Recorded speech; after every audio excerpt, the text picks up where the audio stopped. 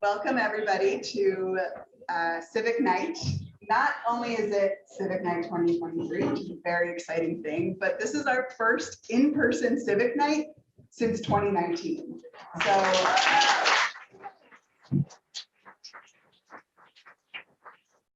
I'm Dr. Jessica Lee. I'm the Executive Director of Freedom and Citizenship. You'll hear more from me tonight. You'll also hear from our director, Roosevelt Montas. But I'm going to turn things over in just a minute to Amanda Lowe, our graduate coordinator, who's going to get our presentation started. A few notes. There's a trash can all the way over there if you need it. There's more food over there if you want it. And I think that's all that you really need to know. So without further delay, please welcome Amanda Lowe.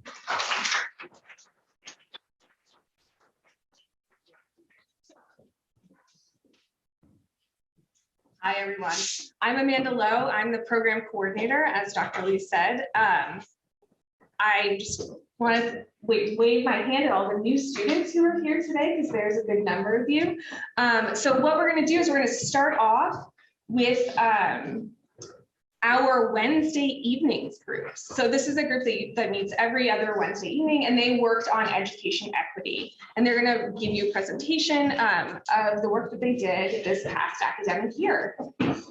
For all of the students who are presenting, just a quick note, we are recording this over Zoom. So if you could please, when you're talking during your presentation, if you could please sort of stand in the line of the camera and hold up this microphone, that would be fantastic. Okay, so Wednesdays. Come on up, come on up.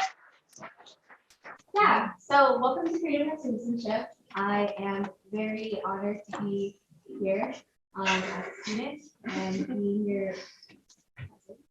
Congratulations on being accepted into this program. It has been life-changing to me. This summer is going to be so fun for all of you, because now that all the policies from COVID are being lessened, we will have such a wonderful time. You have anything to say? I really enjoyed the experience. Like, it helped me develop a lot, not only as a student, but as a person. And I really like the seminars, and just having a second family here at Freedom and Citizenship has been very helpful for me emotionally and academically. Yeah, I think you guys should take advantage of every opportunity the Freedom and Citizenship offers and the many partners, and take advantage of Columbia and just exploring the space, because not often we're given that opportunity. So just take advantage of everything you guys have. Yeah. Also, this is also this is the best time to see what type of university you want to go for. This is the best time also to see if you want to dorm, if you want to live on campus, or if you'd rather stay at home. So just as Dave said, take full advantage of this experience, because this does not happen twice. I also want to say, for dorming, bring shower slippers. For sure. Like, I've never been in a dorm before this summer, and I've learned so many things. And I know you guys go home on the weekends, but bring your shower slippers. I promise you, it's hot in the summer, everybody wants to shower, but yeah. Hygiene is very important. Hello, everybody, and thank you all for being here today. I am proud to introduce the Wednesdays group for FNC. We have collaborated on this podcast, which we all thought was a wonderful way for us to help with our own communities through podcast episodes where we talk with people that we think will really bring insight into all of our families and the communities that we come from. So without further ado, this is City of Knowledge. So we started this program because we saw a continuous lack of opportunities, information for low-income students, and that just created a gap between our educational system and our post-secondary outcomes. So through our group in Columbia, for instance, Citizenship, City of Knowledge has created a hub for students to have a bunch of resources in order to make our educational system more equitable for everyone by providing young leaders and learners in New York City from low-income backgrounds with information, opportunities, communities, network abilities. We aim to uplift those students and for them to create a pathway to our more comprehensive educational system. So yeah, we hope you are excited as we are to learn about those opportunities.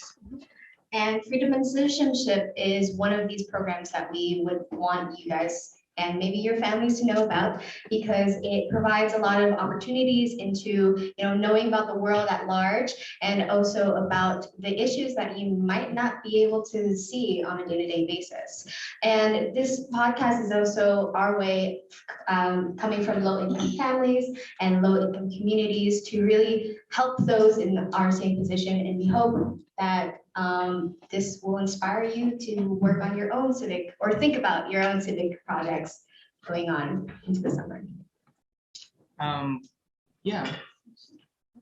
Okay, so one of the main reasons, or I guess four of the main reasons that we started this project, was due to funding disparities, disadvantages in school, educational barriers, and unfair outcomes.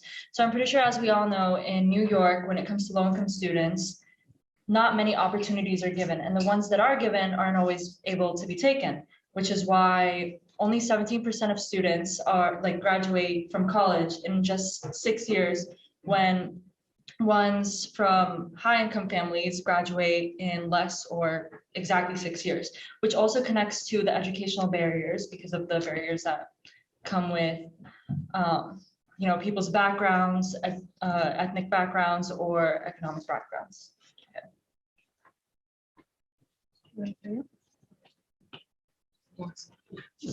So as we previously mentioned, our podcast is called City of Knowledge, and we have multiple episodes. So do you guys want to talk about the episodes? And we're gonna give you a small glimpse on what each episode has, but you guys are more than welcome after this to listen to them. I think they provide a lot of good knowledge, so yeah. Yeah, so we created these episodes and thought of the economic and education barrier that many students of low income and first generation have to face during their college process.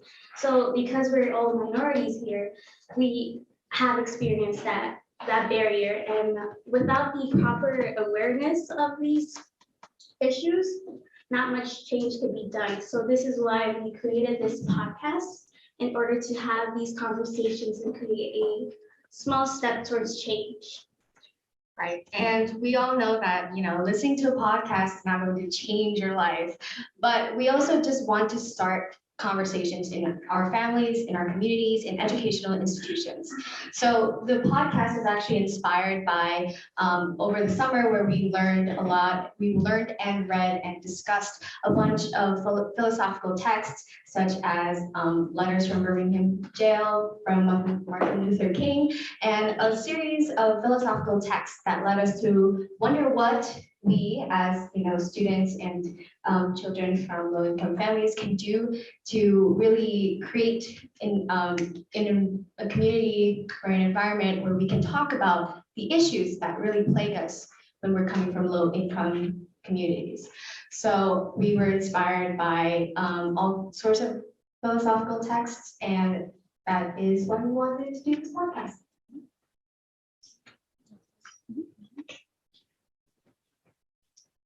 Okay, so these are the few of the people that we've interviewed in the last few weeks, and they all range from different educators to experts that we believe their perspective is really important for every one of us to hear and listen to. In the first episode, we listened to Ines Rosario, which is a former FNCCA, and she's also a current school psychologist who graduated from Columbia's Teachers College in 2018. And in this conversation, she discussed her role as a school psychologist and as her experience as a woman of color in this biased and unjust educational system in the world. And we also go into the future of a more equitable education system and what it takes to create one in general. And Yvette also gives crucial advice, necessary advice that she believes is important for everyone to listen to and hear as they go through their own educational journeys in life.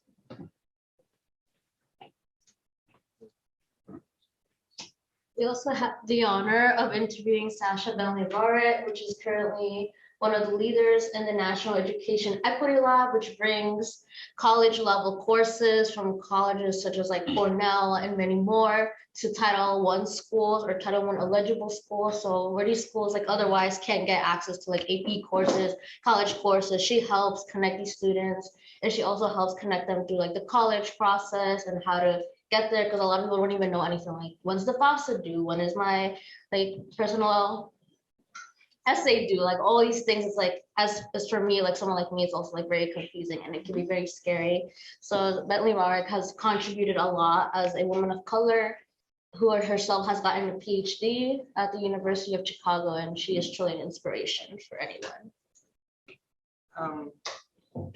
Then we had the honor to interview Sarah Fishers, who was a 10-year admissions officer at Vassar University, and she just touched upon the main ways to navigate this complex system, which is you guys are going to embark in the upcoming year for college applications and understanding each component and which ways you can remain authentic and smart while doing this crazy ride of a college application. So yeah.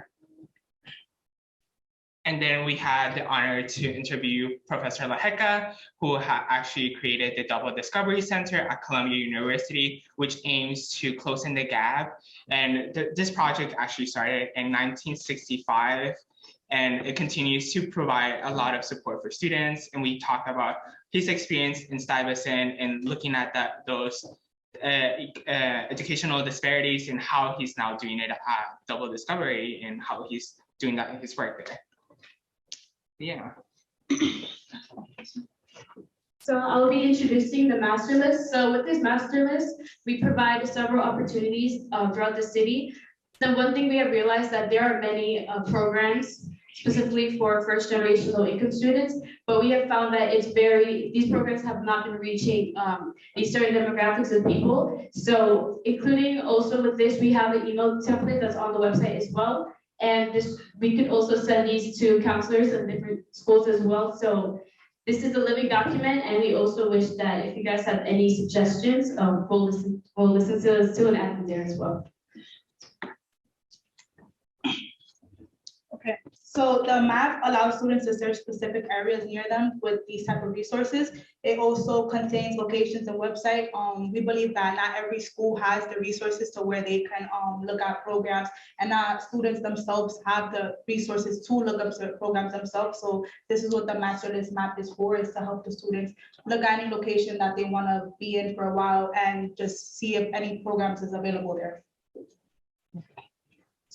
So lastly, we just kind of wanted to show off the website for you guys to know how to navigate it. This is our website, and as we mentioned, these are the episodes, and you guys can listen to them. And then this is our master list. Sorry, it's not pulling up, but here's the master list, and you can see it in full glory, as we say it. And we have, lastly, we have the email for you guys to spread it. We want you guys to spread it, and then to this become a global phenomenon, this starts with small steps. So you guys are the small steps, and then that can like connect to other students. And then lastly, we have the map, and somewhere there, but I'm sure that we will be able to fix it when we're done. Oh wait, here you go. Oh, there you go. Sorry, this is the map. So if you guys are this is near your home, so you just look at it and like, oh, this is an opportunity, and you guys can look at the website, and that's it. So there are also forms for you to submit any opportunities that you may know on our website. So it's an entire collage, like all of these resources, the podcast, the map, the resource list here, master list. It's all just for people who have come from the same communities as all of us to really get a head start on the college application process and in school and education in general, because we understand that, you know, growing up, we might not have had these opportunities available to us. So we're going to make it available now. So if you have any siblings, any friends, anybody who is looking for opportunities to maybe add on to their resume or like to enrich themselves in some kind of education, please send them the master list, the podcast, any of that, because this is what we want it to be. Yeah. And lastly, we'll like to thank Dr. Lee and Amanda for all the amazing support, and our TA.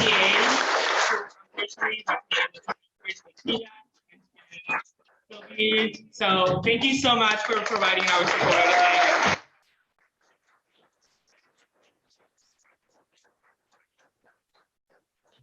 Okay, Okay. Little Q&A. So, sorry, we just wanted to give you guys an opportunity to ask any questions, about like 5 minutes. Does anybody have questions for our Wednesday group? So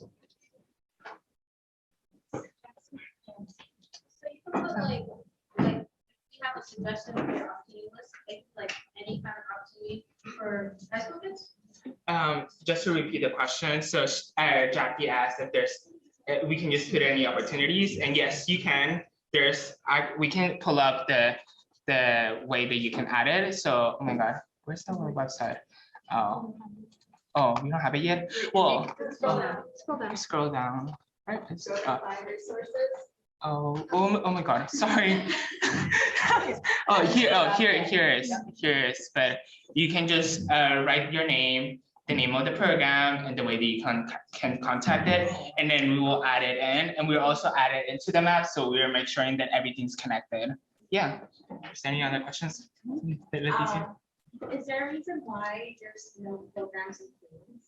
You guys, what's I think specifically for us, like most of the programs, like I realized is in Manhattan through nonprofit organizations, and it's kind of hard, I'm from the Bronx as well, but it's kind of hard to find programs in Queens and the Bronx, but that's a great suggestion, and I know some of us are from Queens, so if they have any suggestions, we'll add them, so those as well. I think they're definitely hard to find. So if any of you guys know any Queens or Bronx or any other boroughs opportunity programs, let us know. I think it also goes to say that this is the problem where like low income communities are mostly predominantly in the Bronx or the Queens or sometimes in Brooklyn.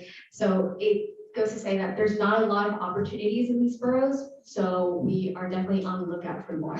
Yeah, and we have our last. Is there more questions? But they're last in the back, and then we can go to that. Yeah. Do you have any advice to parents? Oh, do you guys have any advice? I think have fun and read a lot. You're gonna have to read a lot and just have fun. Actually, no. Also, just be open to everyone, meeting everyone. Because if you come in with a closed mind, you're gonna leave with that closed mind and very shut. And I feel like you should just come in and be happy, not be happy, but just be open to be open to meeting people, be open to the resources that they're gonna give them. And don't be afraid to discuss. Like when you read these texts, you're going to have thoughts because we think, and that's what makes us human. So like when you're reading these texts over the summer, make sure that you reflect on yourself, but also reflect on your position, maybe as you're carrying yourself throughout life. And this is philosophy, so don't get too depressed about things you might think. And definitely, if you have thoughts, like don't be shy to write them down. Me personally, I had like a lot of hard time putting my thoughts down over the summer, and this might not be an issue to some of you, but just know that your thoughts are valid and they're worth writing down and thinking about and rewriting and rethinking about. Yeah, I think my last advice would be don't be shy to discuss a lot of topics, and you can take this. I love what Columbia does. It's like an open mic for everyone, and you can throw the conversation in any direction you want. And that's our possibility. So you have the space to talk about your issues, your experience. So just have fun and like just talk about your issues. And yeah, one last question. I know he was kind of. And another one over there. Oh, okay. That one. Sorry. Oh, sorry. Sorry about that. So next up is our Friday group. And Friday also works on education equity. So they'll give you a taste of what they did during their research. Hello. Elsie.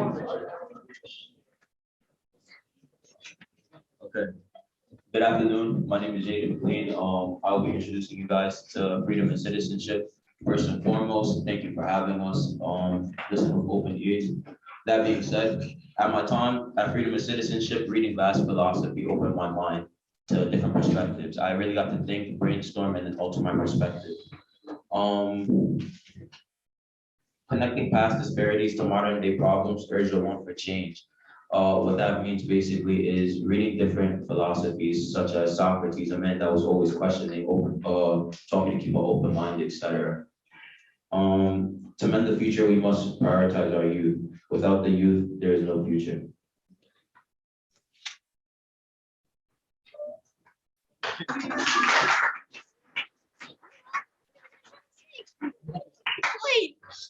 Hey everyone, I'm Jackson. I just want to say thanks for joining us and thanks for listening to our group.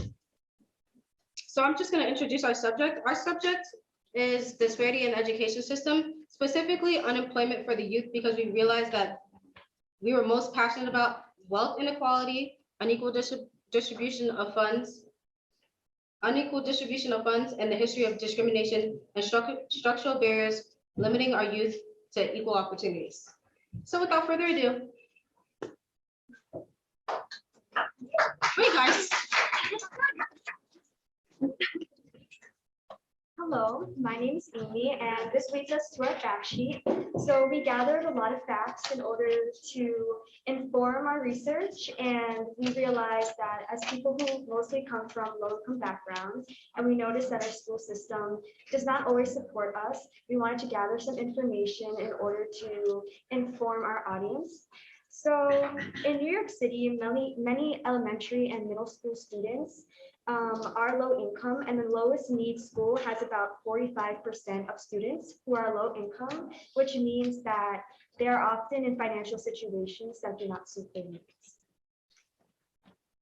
Hi guys, I'm Ariana, and so in terms of resources, public schools are not provided with these resources and opportunities and pale in comparison with other schools, and we want to be able to raise awareness about these disparities by discussing statistics like how in many schools, there's one guidance counselor for every 350 students, but the recommended ratio is 1 to 250 or 1 to 50 for schools with a large population of high need students.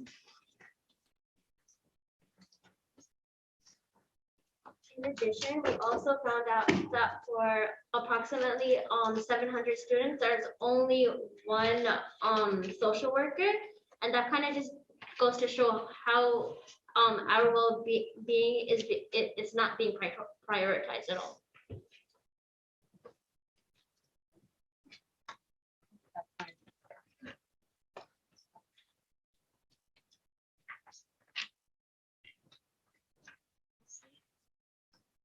Our second fact discusses how organizations acknowledge that New York City is not providing adequate and equitable funding.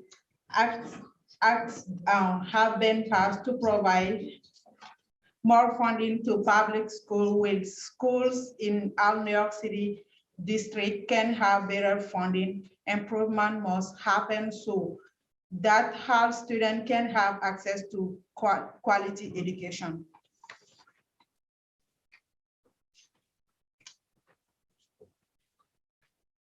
Adding on to the statistics from before, today 83% of Black students and 73% of Latinx students in the New York City public school system attend a school that is 90% non-white, while 34% of white students attend a school that is over half white. With these statistics, it's proven that New York City is one of the most segregated cities in the entire nation.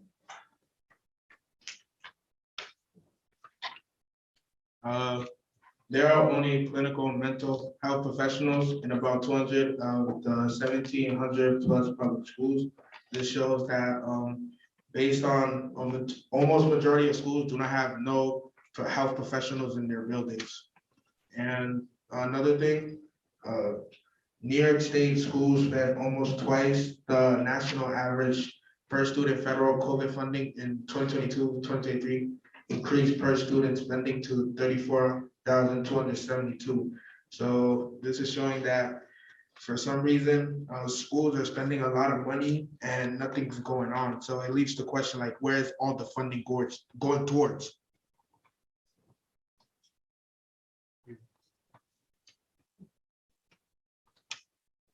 My name is Promise, and another fact is that over 156,000 people apply for tax IEP, but only 90,000 people are admitted to the program. Summer of 2022 only offered the program to 35,000 applicants.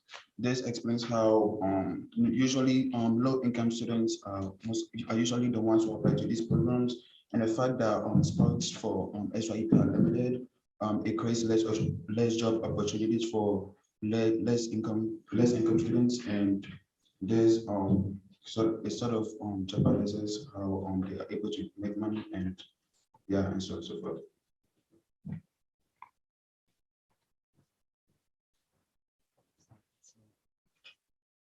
Participation. Participation in SYEP has been shown to decrease arrest and conviction rates while people are employed in the program. This tells us that SYEP can benefit kids by giving them valuable learning experience and can help them with choosing their career path in the future.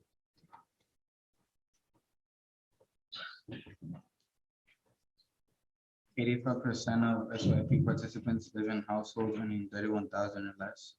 This is showing that the program helps low-income people, but it still needs more funding to make it better and reach out to more people.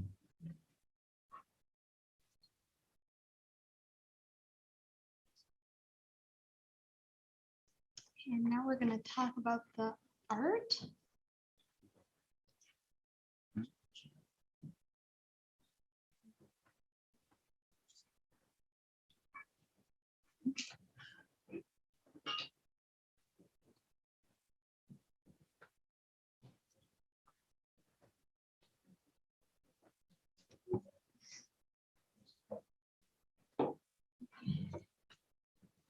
Hello, my name is Diana. Most of us wrote about different types of poetry that we read. So the poetry that I'm going to be talking about was Doomed. The teacher that made this poem was Viviette Dukes. She was a teacher that was in two different environments when she taught, and she wrote Doom when she was in her last class for her undergrad coursework in an inequality class. Before becoming a teacher, she describes that before becoming a teacher, she saw that nothing in the education system has really changed regarding diversity. The poem describes the path that people get placed on, students, when it comes to being poor or a person of color, mainly being set for failure. That's because many are constantly that's because there's a constant inequality in classrooms. We haven't seen much change in students that we haven't seen much. Well, basically, students are being stuck with constant stereotypes because of these classrooms, and they're basically set for life because of basically economic places that they're in or their color of their skin, and it isn't really fair since it gives them an unfair advantage to their education or a start in life. And then my testimony. I also wrote a testimony about my own experiences in NYC schools.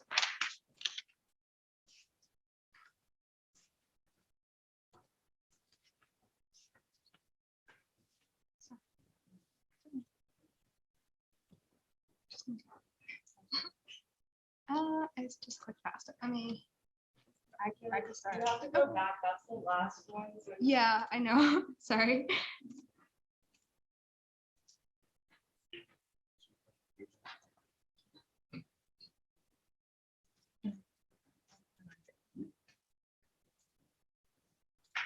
All right. My overall experience with the education system in NYC is constantly depressing. I'm Hispanic and a high school student that came from low income and an immigrant parents, a single mother that always worked for her daughter to have a good education and life in America, just to be let down over and over again from the same educational system, from being constantly told that I was nothing, or people who can care less about students, constantly many teachers leaving the first months of school from every year since middle school, to my senior year counselor telling me that it was my fault that my teacher was failing me on accident and embarrassing me in front of many to make me seem like a foolish 17-year-old. My freshman year in high school, in my first high school, I was told that I would most likely not be able to make it far after high school, since I'm a Hispanic woman and many Hispanics drop out or don't even go to college, even though I was an honor student and was advanced and an advanced student at the time. Notice the word at the time. When I was at my lowest, the education system has labeled me as wasted potential, being let down many times in the education system, even though I would always follow the rules and never disobey any teacher. I was always let down by the same teachers that would tell me I had a bright future. I had become tired of being a student in this education system that will only ever see me as a failure because of what I am.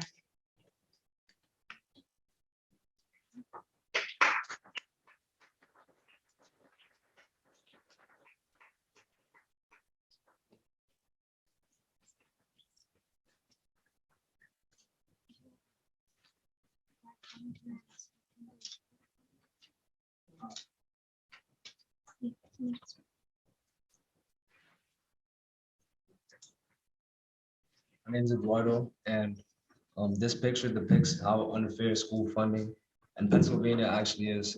The Mercury revealed that race is a bigger determinant in funding shared than income. No matter your family income or where you live, in the state constitution, every child has a right to a quality education. Even though this picture was used to depict the inequity of a school funding in Pennsylvania, it can also be used to show the inequity in New York. Students' future dependent on the change we make in educational funding, and it's either we pay now or we pay later. But paying later will cost us more.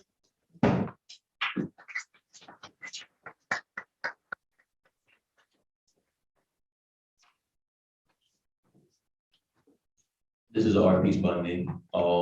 I think art is another form of expression, not to mention communication.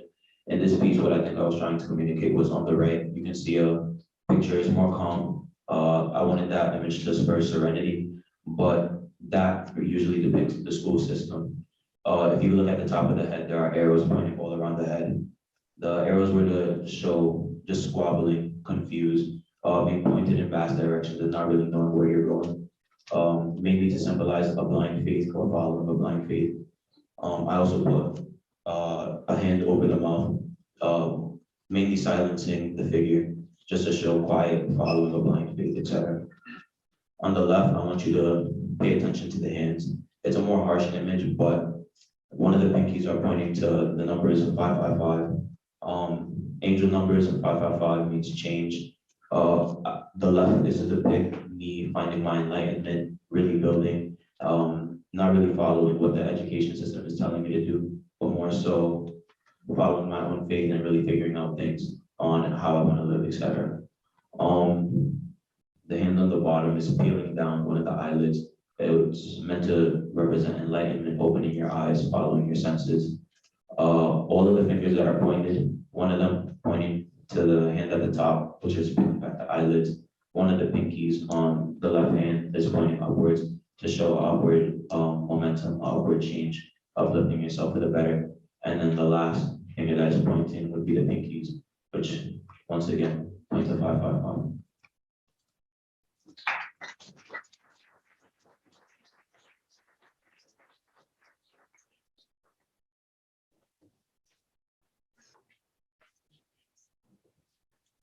We wanted to put focus on our position. We wanted to first introduce SIP. SIP is a spring and summer program that provides students ages 14 to 24 with paid job opportunities and experience in the workforce. SIP provides opportunities to youth who face some aspects in their life that put these youth at a disadvantage and make them have a lower chance to gain experience and money if they were to get a job with working papers. Seeing as working papers are difficult to obtain at times.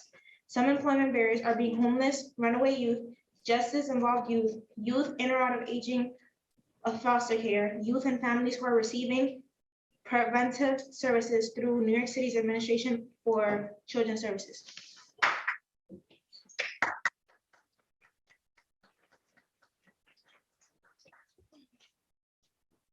Hey guys, so as my friend Promise stated earlier, SYP gets more applicants than they can supply jobs, so we need to increase the funding. This is especially important because not only does SYP supply easy access opportunities for students with a specific career path in mind, but it also is mainly pursued by low-income students. that may or may not get the technical or the practical experience that employers.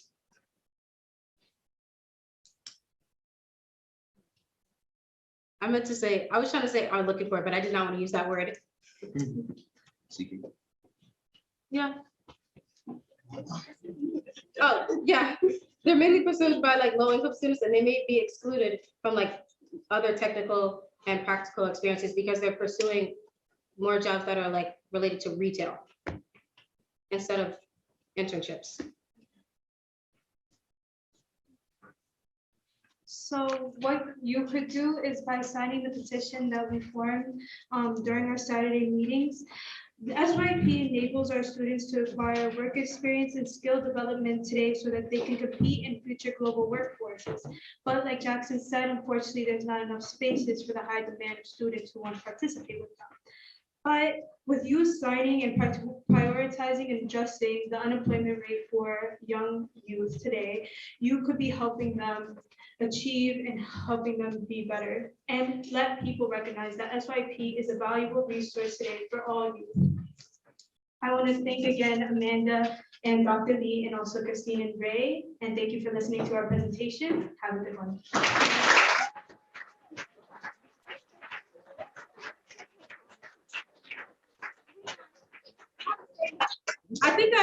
I know we're going over time a little bit. I did not mean to do that, but I did not mean to backtrack. I literally meant to say that they're excluded from technical and practical experiences. So there you go.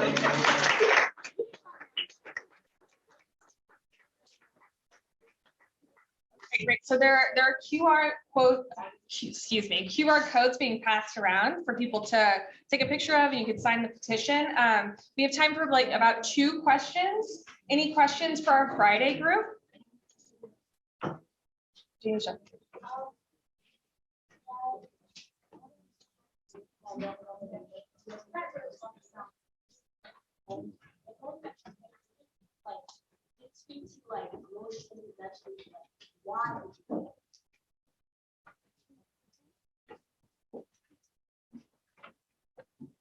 Okay, so I enjoyed reading Dune mainly because like in the poem she talks about being stuck, like how she saw students be stuck and with that label because of the color of their skin, being stuck with stereotypes because they can never achieve something because of the education system. So that's why I picked it, and I really enjoyed it. And also because my testimony is being stuck in that also area where being told I can't go ahead in life because I'm a woman or because I'm Hispanic. So yeah.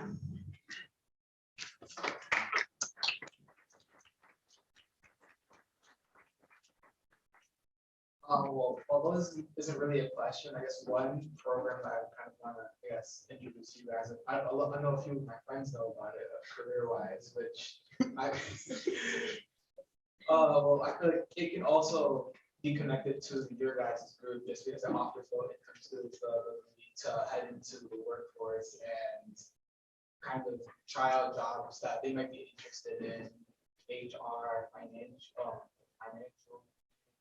business, all of that. So I feel like that's one thing you might want to look into, or the modern youth friendships. Thanks. Great, thank you so much. Thanks, Friday.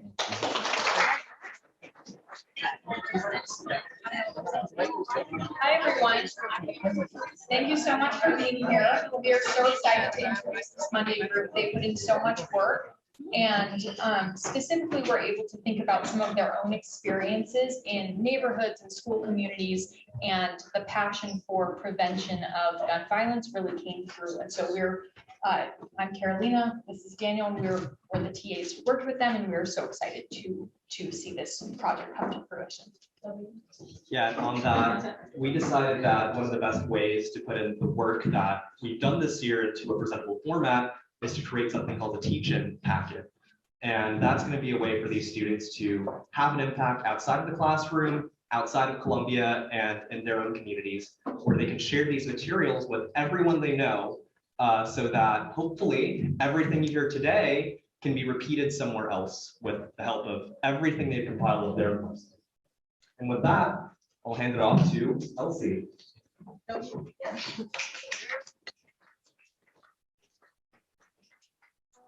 Hello, everyone. I hope everybody's having a great evening so far. My name is Elsie, and we are the Monday group. Our group focuses on gun violence preventions in schools. During our meetings, we have reached out to state representatives and we have interviewed individuals who have experience with our topic in gun violence prevention. We have researched all these things in order to use the information we have learned to take a step closer to our goal of protecting the youth against gun violence. Yes, so as Elsie mentioned, we did call our representatives and interview a few individuals, and I will be expanding on that. So to get started on the work for our project, we actually called our state representatives, and we reached out to them, just encouraging them to support or oppose bills that we had researched previously about guns relating to gun control. And we kind of compiled a list of the ones that we thought would either help or hinder our communities. And we called our representatives to reach out to ask for their support in that. We were also able to interview Professor Jeffrey Fagan, who works at Columbia, and he has done extensive research relating to guns, just about gun violence, gun culture, and the effect that that has on our society. And lastly, we were able to interview Inzari Kepra. She is the co-founder of Wear Orange and Project Orange. And she had a experience in high school where she lost one of her best friends to gun violence. And she kind of used the trauma of that incident, as well as the memory of her friend, to motivate her to move forward and get into advocacy against gun violence. And yeah. Hi, so another thing that our group did was we compiled a fact sheet where we basically organized 4 topics that we think are important to address. So the 4 topics are statistics, common misconceptions, what's being done, and how can you help. So some important statistics that we thought was important to know was that guns are the leading cause of death among American children and teens. So it's something that's very prevalent to us as teenagers and almost more than half of the people in this room. And that 1 out of 10 guns are aged 19 or younger, and 12 children die from gun violence in America daily. So it's something that is occurring every day, which is why I think it's an important issue that needs to start, having change. And also there are some common misconceptions around this topic that I wanted to talk about. So the first one is that mental illness is the main reason for school shootings. I think it's a very blanket statement that people like to say when there's a school shooting or any sort of violence that, oh, it's probably because they have bad mental health. But that's actually not true, and it's too much of a blanket statement. So the truth is that the increased risk of gun violence comes from a history of violence, including domestic substance abuse and or a history of trauma. So mental illness is not the lone predator of youth violence. And the second misconception is that more guns in more places will make us safer. I think this is way too false, and I get very upset when people say it, but the majority of school shooters are taking guns from home, and America has the most guns. So theoretically, if this was true, America should be the safest, but we actually have the most school shootings. So this is very false. To add on to Mary, we tried to look at what is currently being done to stop gun violence. And right now, 23 states and DC have some sort of safe storage gun law. And that basically means that gun owners are required to lock up their guns so it's inaccessible to children. And this is also true in New York. We have found that with safe storage gun laws, 85%, there's 85% less unintentional injuries as a result. So we wanted to add how you guys can help, right? And ways you can help is to invest or join mental health in your community. And you can also advocate to your parents who own guns or adults in schools for gun law safety. And we also wanted to add a link and a QR code that you can see over here to call your local representative. And what you can do by calling your local representatives is to advocate about bills for gun law safety. And that's on to the right. So something that our group realized was that in order to make change, one of the first steps is that you have to lose your ignorance.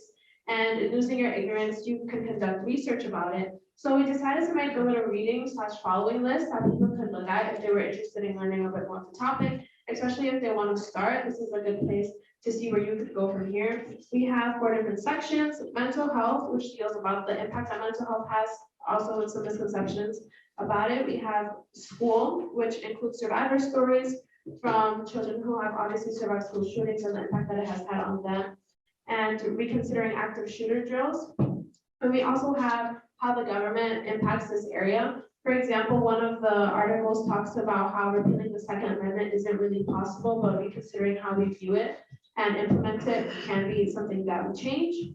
And the people section includes different influential people that we looked at when deciding who we wanted to interview and who we wanted to learn more information from. And we also added a little section on the bottom labeled miscellaneous with like other interesting topics that you may want to look at if you're interested. In this ever-growing world of technology and social media, we decided that it would be best for us to find a way to kind of instill ourselves into it, which is why the social media group created 5 different mini videos that gave information on different statistics, as well as the NRA, what politicians kind of support gun policies and which ones don't, who you should vote for, and things like that, which, although we aren't able to show today, will be accessible on the website, as well as the Freedom and Citizenship Instagram, little plug there. Yeah. Hi, everyone. I'm Janisha, and I had the honor of participating in the writing group. And what we did in each of our examples was we conveyed exactly what gun violence is to us and how we feel about it. My op-ed conveyed the liberal and conservative point of views in regards to gun violence and what are all the possible solutions. Michael's op-ed discussed the Tennessee shooting, and he evaluated all the potential causes of gun violence.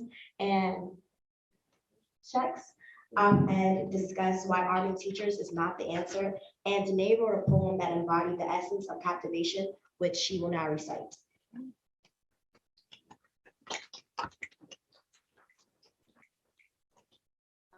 So I wrote my poem about red shoes, and I think this is about a parent mourning their child and like such a raw experience. So I'll read for you guys. Red shoes, they were no longer white. I stare at the lifeless body. Why? Why, my child? It is more than hurt I feel right now. 1,000 bullets in my chest, yet I still stand. One bullet through her, snap, she's gone. I feel so numb. My mind is in a million places.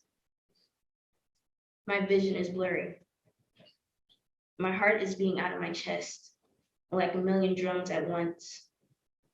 My world feels like it's spinning, pools of blood around me. I want to sink into the floor, feel as cold as the concrete. I hear sirens from outside. My body floats away. Ma'am, are you all right? Red shoes. All I see are red shoes. Thank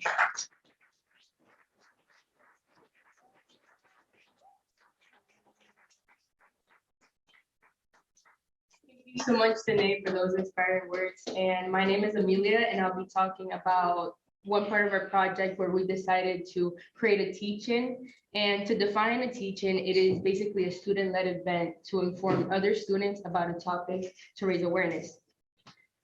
We have worked with administrators to host this teach-in at University Heights High School on May 19th. We have developed materials such as fact sheets and resources of ways to take action. And we have created PowerPoint slides, so we invite other students to host their own teach-in at their schools, their churches, or other community centers. And to conclude everything that we've been doing for the Monday group, we hope that through the materials that we've compiled and through our work, we are able to spread awareness on gun violence. And we can also influence other people to do so as well. So thank you so much for your time. And does anybody have any questions?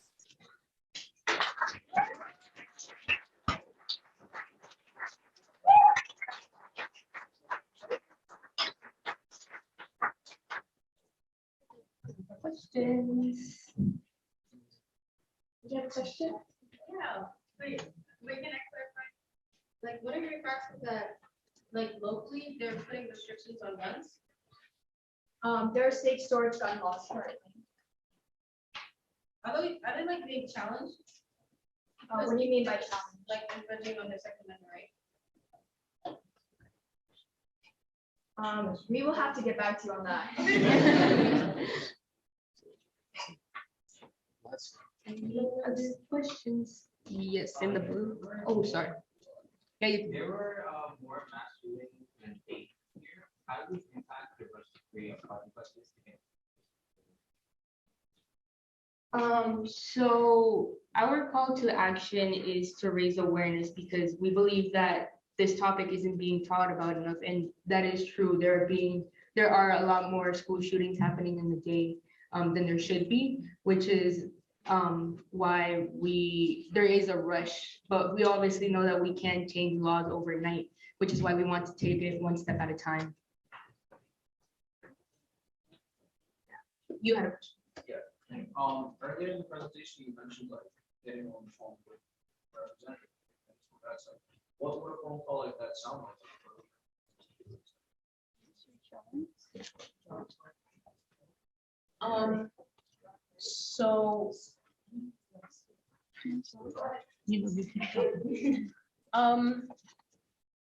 So when we called our representatives, what usually happens is that like we ended up like reaching their voicemail.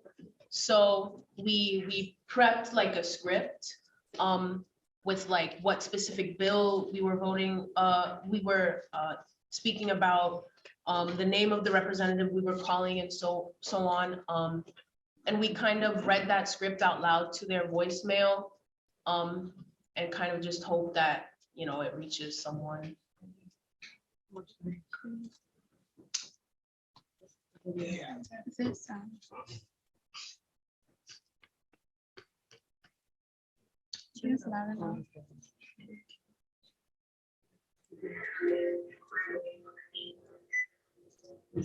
Hello, my name is Civic. Hello, my name is Sean John.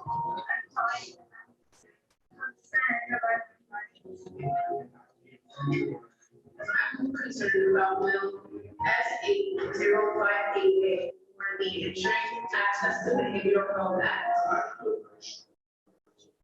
Especially associated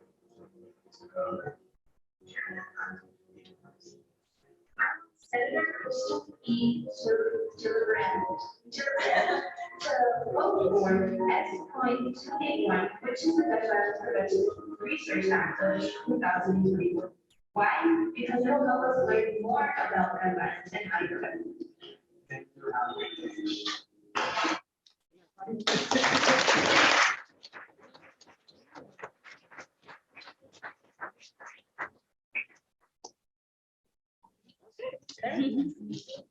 We'll go Monday.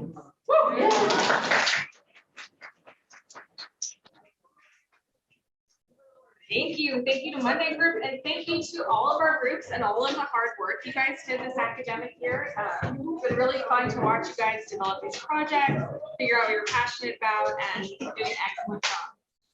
So now I will pass things off back to Dr. Lee. Thank you all. I just want to reiterate something that we talk about when we're doing our Civic projects, is it's never enough just to raise awareness. You have to do something with that awareness. You have to call people to action. And so what you heard tonight from our first group was a call to inform your educators about opportunities that exist ask your counselors to make sure those opportunities are known and publicized in your schools. And so if that's something you think you're capable of, and you want to send that email to your high school counselor, you can join our go to our website. The QR code is on your program, and do that. From our Friday group, you heard them.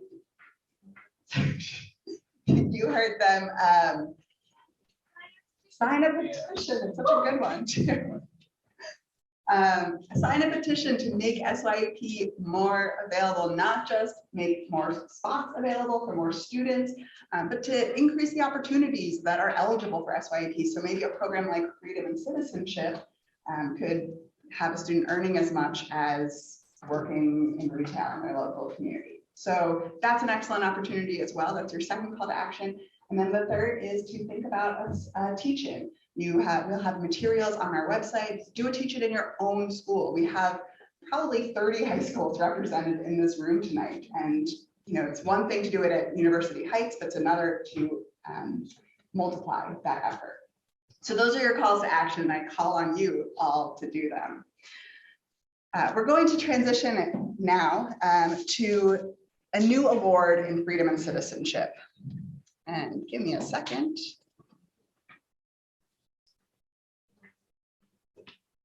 All right.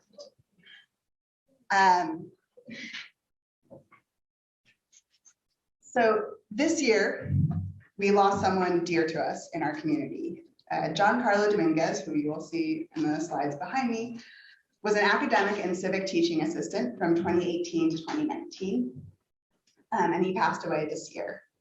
That meant for 3 weeks during the summer of 2018, he was in every class, leading his own tutorial, like all of your TAs did or will, guiding his students through Aristotle and Thomas Hobbes and Frederick Douglass. And I sat in on a lot of those lessons, and something I saw was that he's working with students like him, who are from immigrant families, who didn't always know where they fit in this country, at this university, even in a classroom. And the lessons that he gave students were that it was okay to ask questions. It was okay to admit you don't know what's going on. It's okay to ask for help. In the academic year, his group worked on a mental health project. Actually, I'm going to pull that up for you guys.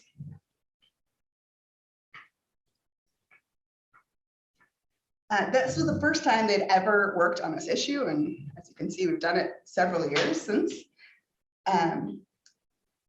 Like the students here tonight, they interviewed experts, they called their representatives, they made a fact sheet, they had a presentation. They did all of this, but with only 3 students. And in their first meeting of the year, when they realized how much smaller they were than all of the other groups, they thought about how much this will mean more work, more responsibility, more accountability. And one of them said, it's just like Thomas Hobbes said, even the smallest person can inflict serious damage. That's totally true. And that's something she learned in class with Giancarlo. So to honor his legacy, we are going to be awarding the first Giancarlo Dominguez Award to a student who embodies the values of freedom and citizenship. Our program has contributed a $1,000 scholarship to this award, and the Dominguez family has not only matched it, but called on their family to raise additional funds. So we actually don't know the tally yet, but it's going to be a lot. So Chantal Rowan.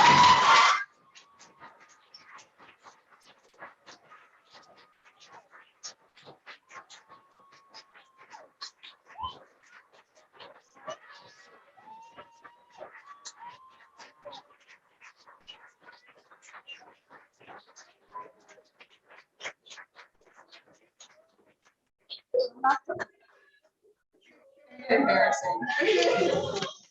All right, so while she's come close to make sure you're on camera.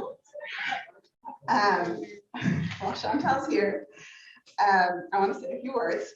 So Chantal is an immigrant and the first generation in her family to attend college. She's about to go to University of Chicago.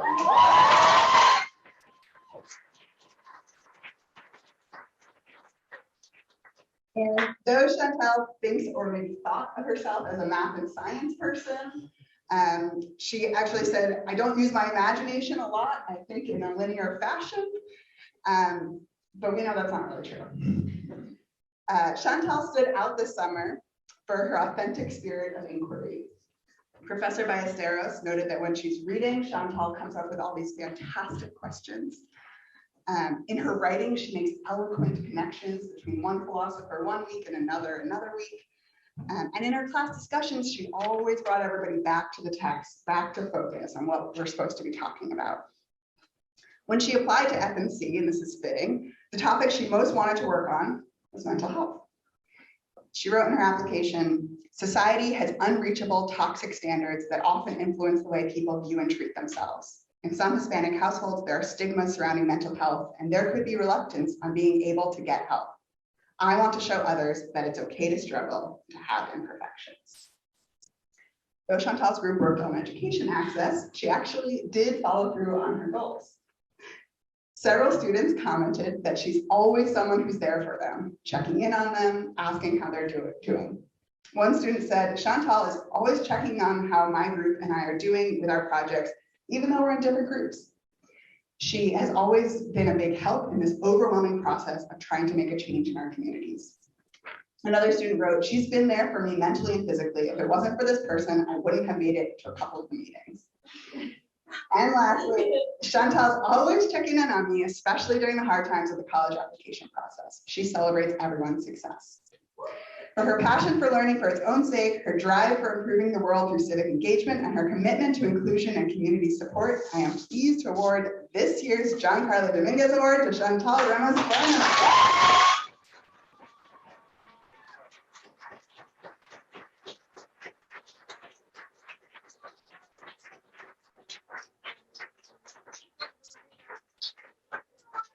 Invite the Dominguez family up for a picture, please.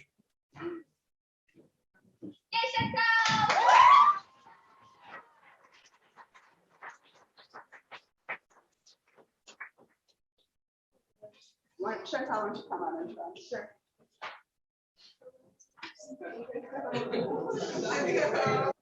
Okay, so while I'm talking, you will get to watch this excellent slideshow to see all the different places that our students have decided and committed to go to college.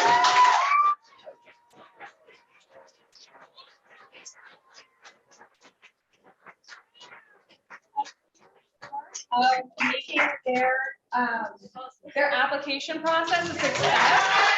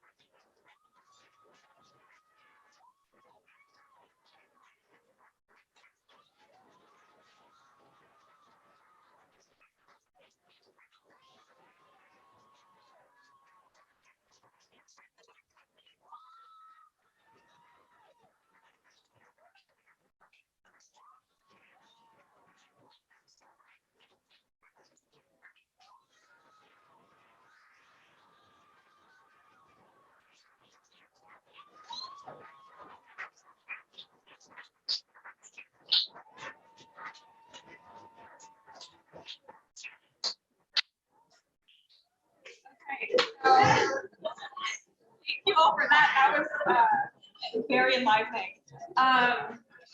So a huge part of making the college application process was our fantastic TAs, who I had a huge pleasure of being able to work with this year. It was really fun to see you guys grow as teachers. We have TAs who were living with our students in the residence halls. I know they worked with our sorry, my mind just went totally I was too moved. They worked with our social work fellow, Ashley, over here, to give support to our students and to help them with all of the homework that they have to do over the summer. Our teaching assistants who were in seminar with them and helped them understand and think critically about the texts. And then both sets of TAs who stuck with their students through the entire academic year and mentored them through the application process. If we hadn't have had you guys, I know that there are applications and letters that would have not gotten sent out. So with their help, Ashley and I were able to send over 95 letters of applications to different colleges and scholarship programs. That's probably like a minute actual number, because that we haven't yet gone through and counted like each individual college that students applied to through Common App. That's only with their single Common App upload. So I'm just like really sending out letters of recommendation is actually like my favorite part of the semester, even though it's incredible, or the year, even though it's incredibly stressful, because it's when we get to really follow through on what we promise our students, which is that we're going to give them a letter of recommendation for their hard work and commitment from a Columbia professor to a university, and that professor gets to brag about how great they are, how smart they are, the kinds of citizens that they are, and we know it makes a huge difference in the application process. So I want to give a big thank you to all of our TAs who are here. Thank you so much for your hard work.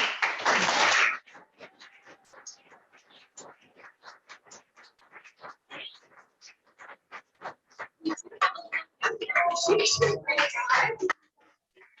copy of Professor Roosevelt Montas's book, Rescuing Socrates. Do you think he'll sign?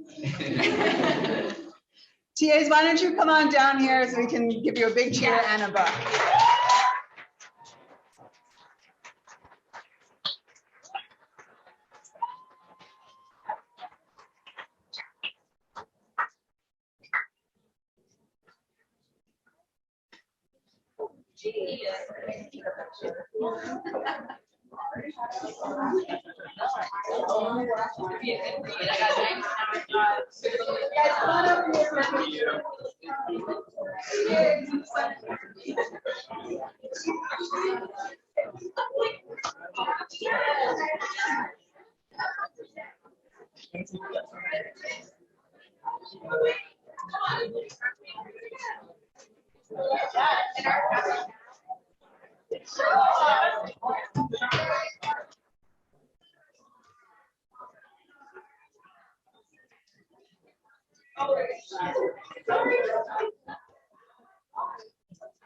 All right, thank you all.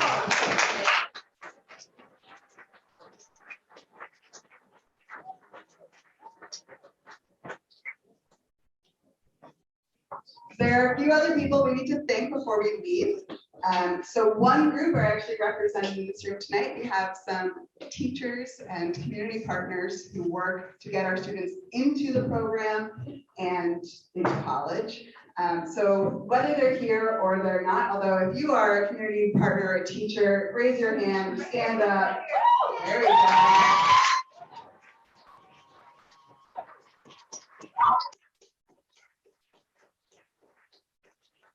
How about all of our parents who are in the room? Make sure your kids are in.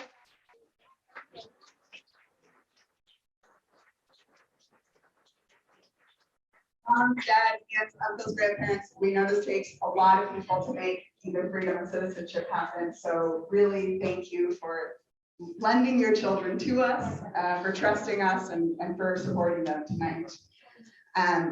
There's two other people I want to personally thank. So I'm going to bring them up here. Ashley and Amanda, come on up.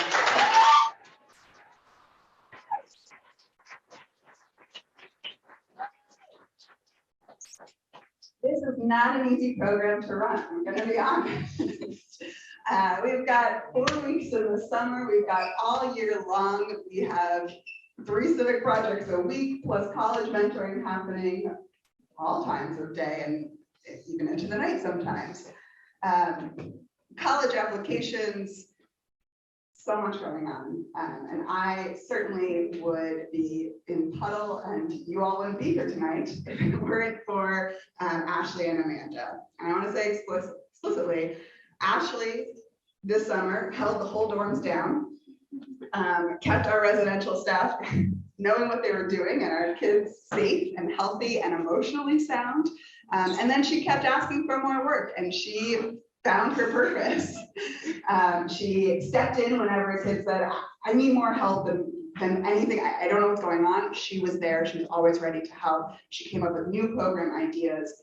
Valentine's Day, relationship circle, whatever it is, Ashley's got ideas. And so thank you for giving us so much of your time, which you don't have a lot of because you're also in school and also working.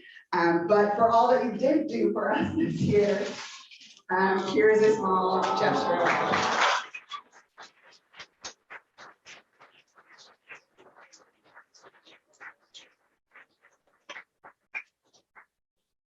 And then Amanda, who started with us in the spring of 2020. And so this was her, although she'd been with us for now 3 years, this was her first year in person. And it was hard. Different. And I couldn't summarize all the things Amanda does, but while writing her dissertation, and in fact, she's still finishing it today in the library, typing it up, while uploading the website and getting all of your projects together. She is really doing everything in the project, in the program, and especially with college applications and making sure that you guys, when you emailed her at 4:49 p.m. and said this scholarship has a 5 p.m. deadline, do you think you can upload it? She made that happen for you. So for everything you do for our students, especially for everything you do for me, I want to thank you so much.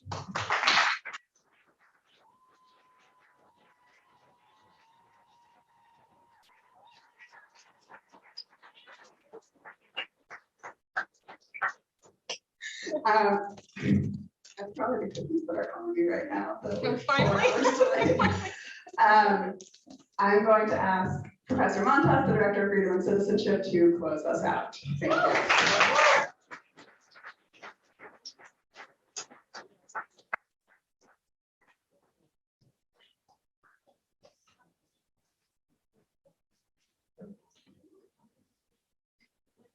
I'm gonna do this like a pro. See that? I get to close out the evening. Gosh, one's heart can be full. For a lot of us here who are committed to this program, seeing this point of culmination, seeing the students, the TAs, the families, the teachers here in one room, and seeing where you are going to college is the highlight of the year. Part of what makes it special is knowing that in so many ways this is a beginning for you. We have here students who will be our next crop, students who will be here in the summer residentially and then next year doing the civic engagement projects. And we have students who are going to be in campuses all over the place this coming fall. Sometimes I think of this program as getting students who are extraordinarily gifted, ambitious, hardworking, but who have been under-resourced in their lives.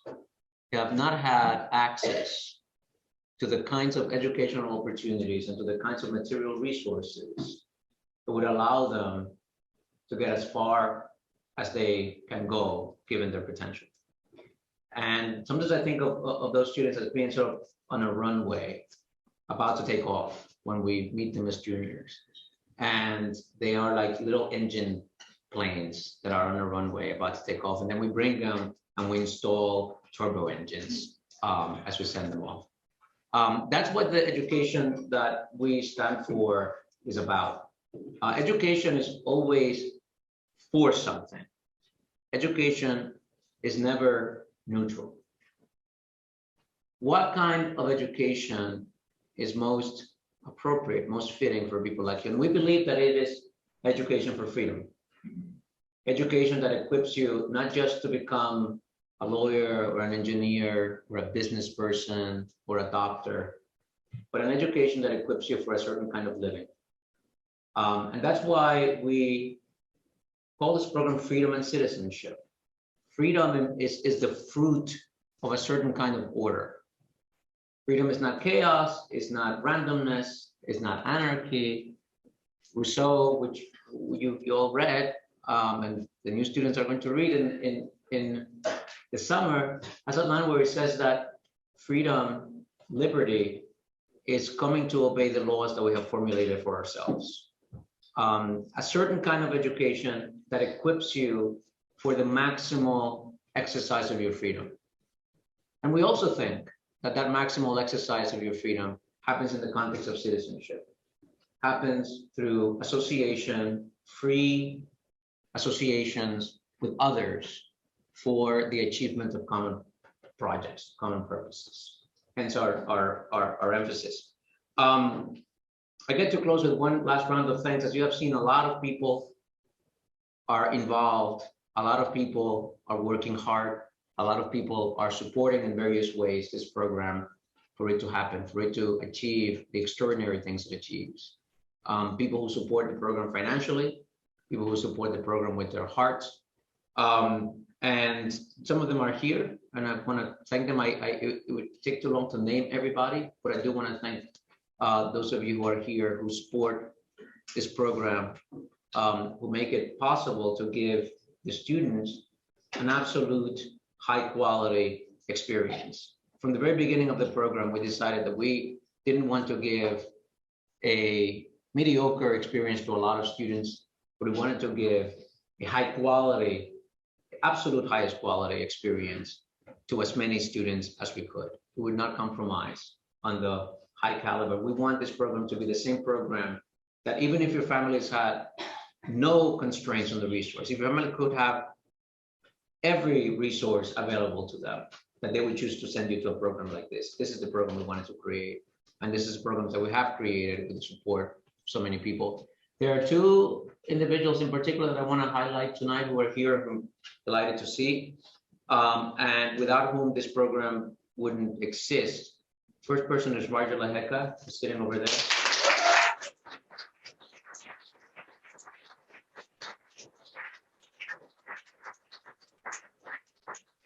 So many ways, this program is the fulfillment of part of a vision that has been the driving force behind so much of what Professor Laheka has done, formerly Dean Laheka, from starting being one of the founders of the Double Discovery Center when he was a student, an undergraduate student. And this program carries that same mission. It is a driving sort of spirit of our program. So thank you, Roger, for being here, for all the support you have given us. The other person I want to acknowledge is Professor Casey Blake, who was founding director of the Center for American Studies and of this Freedom and Citizenship program. Casey, thank you.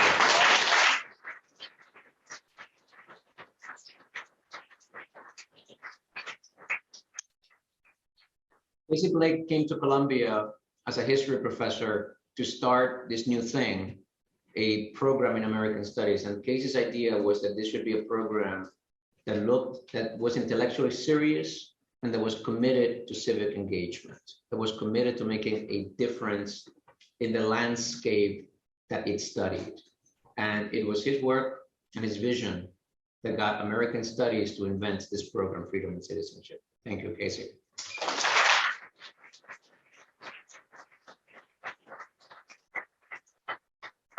And then the last thank you is the best, is the biggest. I think if we wrap up all of the thank yous that have been issued tonight into one big matter, one big substance, one big bucket, it would all then be handed deservedly to the person without whom none of the program happens, the person that all of you who are involved in the program know really well, the person who makes it work every day, and that's Jessica Lee.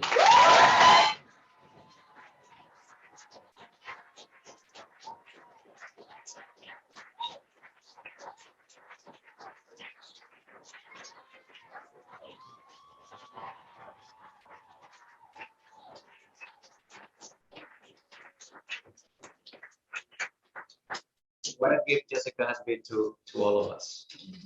With that, there might be some food left. Make sure that there isn't any by the end of the evening. Thank you all for being here. And those of you who are graduating, please stay in touch. Please remember that this is your home. Those of you who are coming, I look forward to being in a classroom with you this summer.